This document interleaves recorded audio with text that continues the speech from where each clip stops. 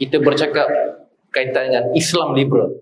Mungkin ada di kalangan kita telah membuat kajian, mungkin ada di antara kita mendengar saja tanpa mengetahui. Baik, Islam liberal pada mulanya diperkenalkan melalui satu buku. Bukan satu, ada dua buku itu.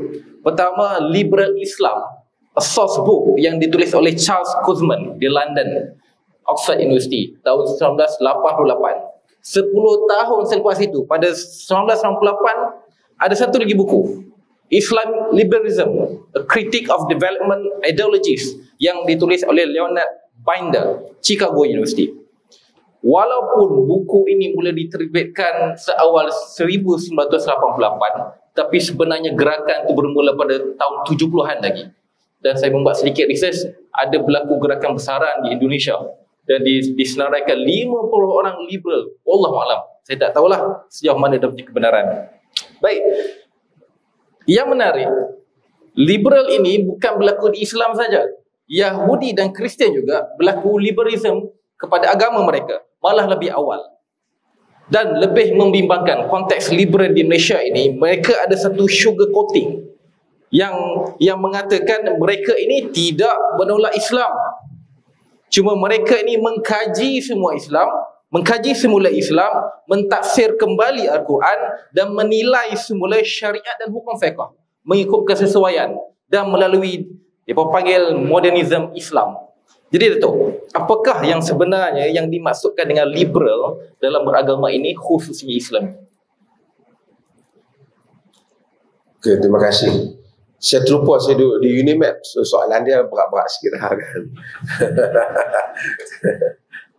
So okay, the word liberal ni adalah bukan mesti kaitan dengan, sebagai orang dia tak faham, dia ingat liberal ni hanya merujuk kepada liberal dalam agama. Liberal asalnya lebih luas, termasuk dalam liberal dalam ekonomi, dalam budaya dan berbagai-bagai. Liberal lebih maksud ia adalah membebaskan diri daripada ikatan. Secara umumnya macam tu. Sedangkan perkataan Islam ni maksudnya istislam. Islam ni maksud you submit yourself. Kamu serahkan diri kamu kepada Allah. Islam bermaksud menyerah diri. Liberal maksud bebas. Macam mana serah bebas tapi serah diri? So dia macam kontradik gabungan Islam liberal. Islam liberal. So penulis-penulis Charles dan seumpamanya yang menulis, mereka juga sendiri sangat sukar untuk memberikan definition pada pentafsiran Islam liberal mereka itu sendiri, kerana ia sesuatu yang kontradik. You nak bebas ke, you nak taat, kan? You nak liberal ke, you nak taat, kan? Saya nak ikut peraturan tetapi tak mau terikat dengan peraturan. Dia macam itulah Islam liberal. Saya satu orang yang nak menjadi satu orang yang mengikut peraturan tapi tak mau terikat dengan peraturan. Apa you maksud, kan? Kan? So tak apa, whatever definition yang dia orang berikan, idea Islam liberal ni simple. Dia kerangka fikir asal begini. Kalau tadi disebut Indonesia mungkin dikaitkan, saya tak tahu di sini dia orang study pada Islam liberal atau mentah. Nur Khalis Majid, Ulil Absar, ini nama-nama besar di Indonesia yang bercakap tentang Islam liberal ni, ataupun bukan bercakap, yang seolah-olah cuba menterjemahkan Islam liberal ni. Orang-orang ini kelihatan macam berpengetahuan agama, boleh baca nas, tetapi nas-nas yang mereka baca itu, mereka cuba nak keluarkan diri daripada ikatan nas itu. Kalau ada bab umpamanya aurat, umpamanya wanita, mereka kata aurat ni memang ada dalam Quran, tapi itu untuk wanita Arab di zaman tu. Bukan dia tak tahu nas, dia tahu nas. Ayat-ayat umpamanya pusaka, pusaka memang dalam Quran, ada bab miras, tapi yang tu untuk zaman itu, zaman belum ada sistem keuangan yang canggih. Riba haram kalau ada penindasan zaman itu. Zaman sekarang kalau ia semua okey, tak apa. Bahkan Sebahagian mereka hatta ulil absar dan seumpamanya di challenge tentang masalah. Mereka angkat satu isu yang dinamakan maqasid. Maqasid ni adalah agama, tapi maqasid the highest purpose or highest objective of the syariah. Tapi mereka melihat pada dimensi mereka. Kenapa dia haramkan zina? Karena tak mau ada anak luar nikah. Tapi kalau kita berzina tak menyebabkan anak luar nikah, okey.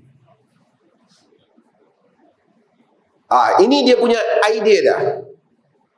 So dia kata kalau orang tu berzina, pakai kondom ataupun pakai apa saja yang menyebabkan tak ada, itu tak melanggar maqasid. Dan begitulah seterusnya dalam perkara-perkara yang lain yang mereka cuba bahagikan. Sebahagian mereka melampau, sebahagian mereka sederhana. Kalau Islam liberal dimaksudkan ialah golongan. Sebelum tu, Islam liberal ni dia apa dia paksi dia? What is dia punya paksi dia tu? Interpretasi dia, interpretation yang dia mau tu, dia nak apa? Interpretasi dia kebanyakannya dia punya asasnya barat. Kalau benda tu dibuat di barat, dia akan jadikan tafsiran agama kena ikut macam dengan barat mau. Ini saya bercakap Islam liberal dalam konteks Muslim. Maksudnya, kalau barat kata wanita tadi tak bertudung tadi adalah bertudung itu adalah kongkongan, jadi dia akan cari dalil dalam agama larang untuk menyiksa wanita dan seumpamanya, kerana dia bukan tafsir apa yang menjadi tujuan agama Allah turun agama, tapi fikiran dia supaya tak nampak Islam ni bercanggah dengan barat. Itu dia punya idea Islam liberal. Secara umumnya, whatever dia buatlah penafsiran itu semua dia punya macam-macam lah. Dia gunakan kaedah-kaedah yang hermeneutik dan macam mana nak tafsirkan Quran tu. Dia tak boleh tengok Quran naklah dia tengok macam mana mereka pernah laku Quran naklah dia tengok dalam konteks zaman tu, bukan konteks Quran sebagai kitab yang sesuai untuk sepanjang zaman. Tadi disebut dalam Kristian pun berlaku. Kristian hadapi hal yang sama.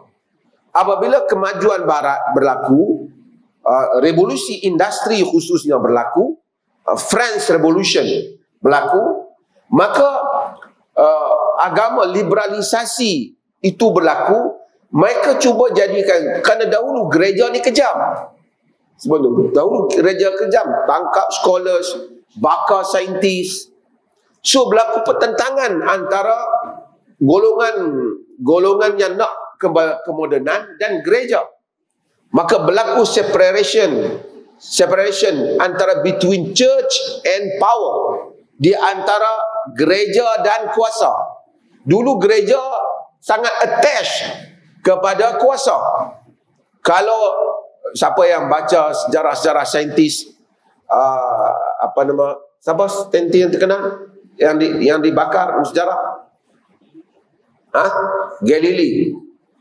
Lagi? Dan ramai lagi yang dihukum sehingga gereja mohon maaf apa yang berlaku pada zaman itu. Kenapa? Kerana mereka bunuh. Orang yang kata bumi bulat, bunuh. Bakar. Ini dianggap sebagai murtad. Dianggap sebagai terkeluar pada agama. Sehingga gereja terpaksa mohon maaf. Sekarang Vatican isytiharkan tahun 80 lebih, 90 lebih memohon maaf kepada apa yang berlaku, yang dilakukan oleh gereja. Tapi Islam tak begitu. Dalam sejarah Islam pemangkin kepada kemajuan. Islam yang bawa actually sign itu ke barat.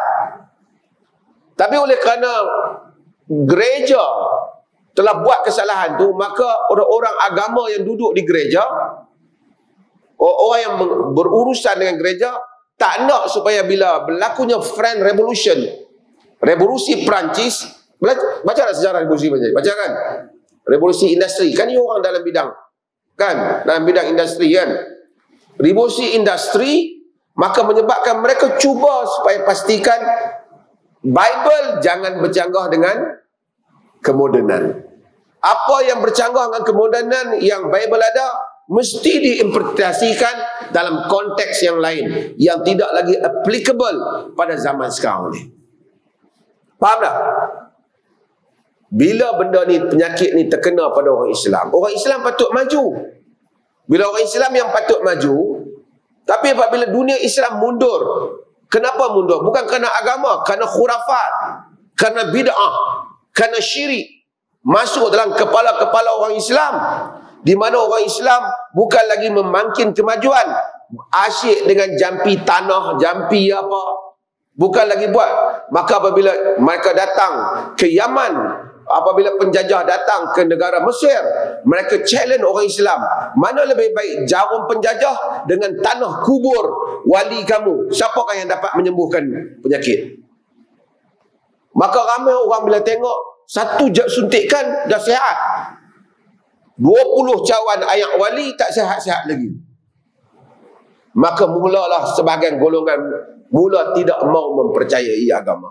Tapi menolak agama sesuatu yang serius dalam Islam akan menjadi satu, ada konsekuensi yang berat, kesan yang berat dalam masyarakat Islam.